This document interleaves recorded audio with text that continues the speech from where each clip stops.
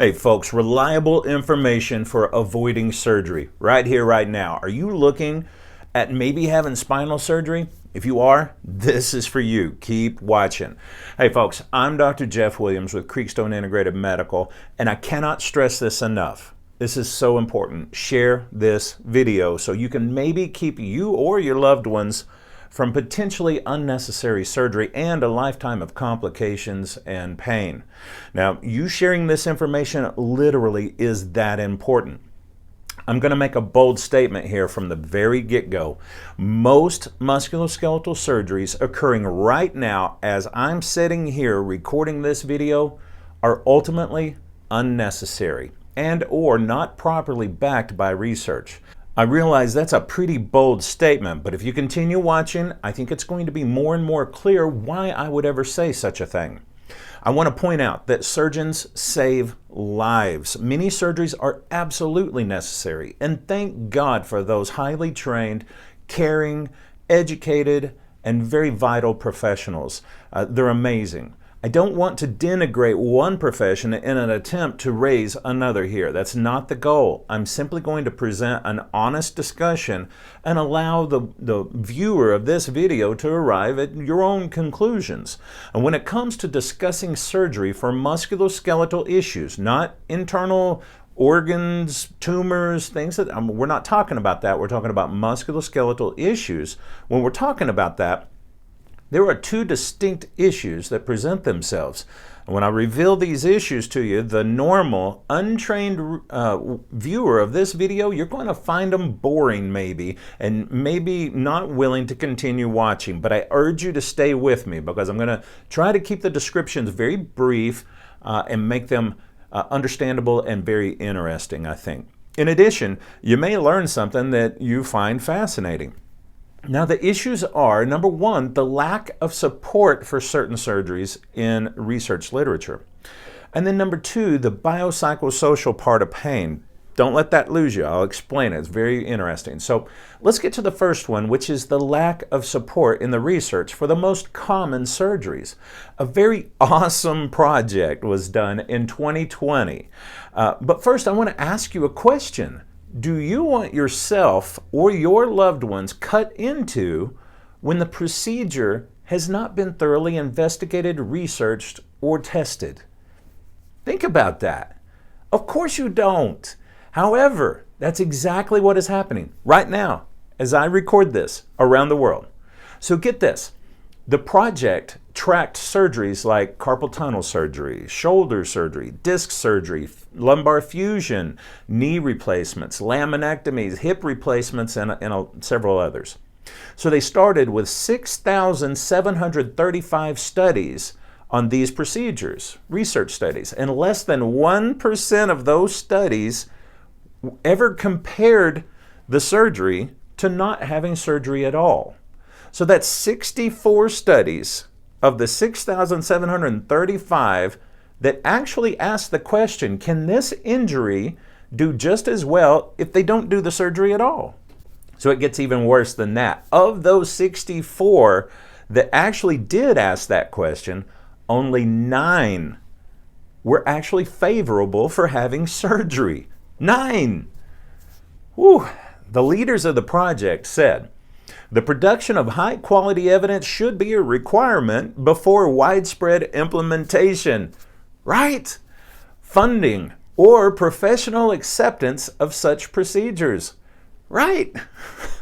Rather than the current practice of either performing trials after procedures have become commonplace or not performing comparative trials at all. Right. Can't we all agree? I think we can. Certainly, when they say that many times those in chronic pain resolve at the same rate without surgery as those that do with surgery. So why go through it in the first place? Surgery can go the other way as well and lead the patient down the path of more and more complications as a result of a surgery that probably wasn't even necessary to start with. So here's an example of pain that is not chronic, okay? Rather, it's more recent and acute. I just covered this one this one project on my podcast, and my podcast is called Chiropractic Forward, but this is the highest level of research you can get in the world, and it's very dependable. So this project was published just last year in 2021. So it's brand new. They compared athletes that have disc herniations. Many of you have disc herniations as well, so you might be familiar. They compared how quickly these athletes returned to playing their sports, and they compared the ones who had disc surgery versus the ones who did not have disc surgery, and how quickly they got back to playing.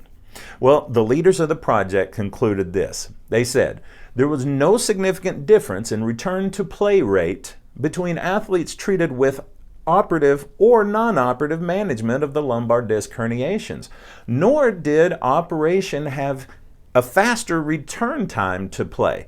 So athletes should consider the lack of difference in return to play rate in addition to the potential risks associated with spinal surgery when choosing a treatment option. Right? That is pretty clear.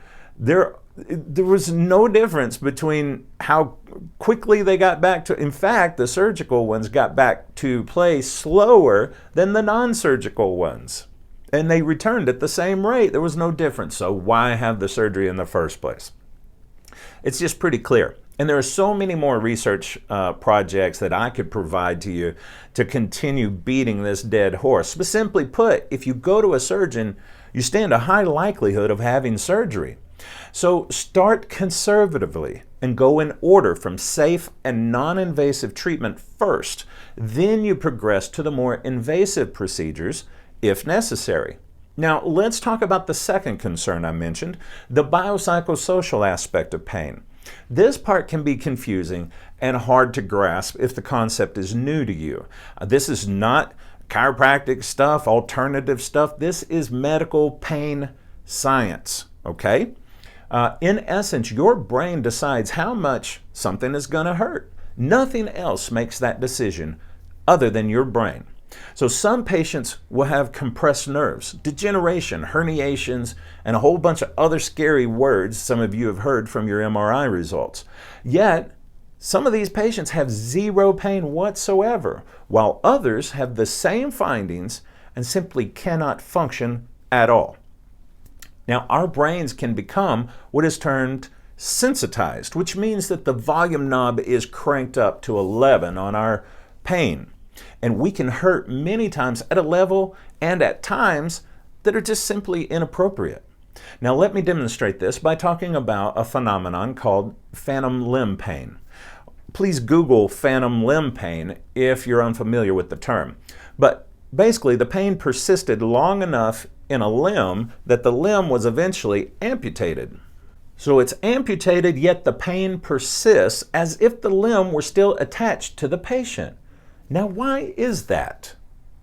Well, it's because the pain persisted long enough that part of that pain began to move and reside in the pain-making part of the brain as well as in the limb. It set up residency in the part of the brain that expects it to hurt before the movement is even made.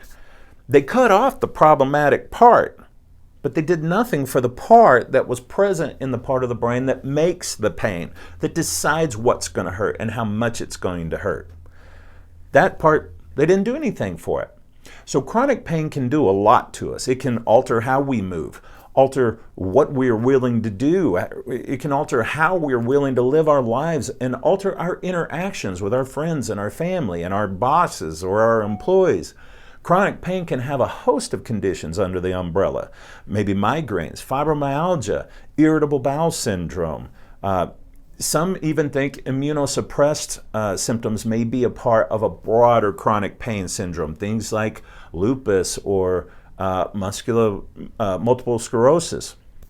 You know, there was a project that found that if a chronic pain sufferer has surgery, and the surgery is a beautiful, everything perfect, textbook surgery, the patient still has a 60% chance of developing pain at the new site of injury as a result of their chronic pain syndrome condition. And that's a 60% failure rate for the perfect surgery. 60% failure rate, which is likely Not even a well-supported surgery in the research, as we already covered. So let me be clear. Sometimes musculoskeletal surgery is a must. Sometimes some patients get incredible relief and benefit from surgery. But let me be equally clear by saying that in roughly 95% of non-complicated musculoskeletal conditions, surgery is not needed, or at least is not in any way meant to be the first choice of treatment. Many times people go and get physical therapy before they go. But just because physical therapy might fail, it doesn't mean physical therapy is no good for you. It means that maybe that physical therapist was no good for you, wasn't a good fit.